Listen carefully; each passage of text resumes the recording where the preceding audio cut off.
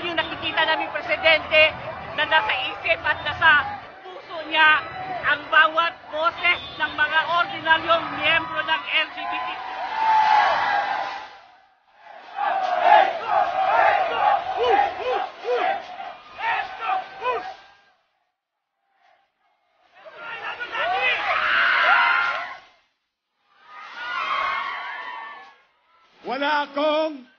Wala akong mahugot na salita sa sobrang pasalamat ko sa inyo at sakripisyo nyo ngayong gabi.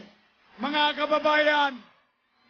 kababayan, may awa ang Diyos.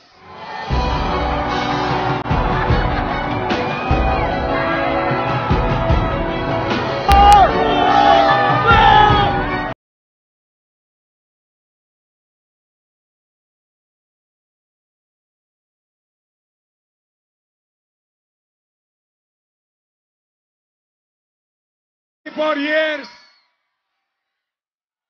hindi ako nakaranas ng isang rally na umulan na hindi umalis ang tao. Hindi ko kayo kakalimutan. Di ba ni maubos ang boses ko? Maraming salamat sa inyo. Mag-ingat kayo.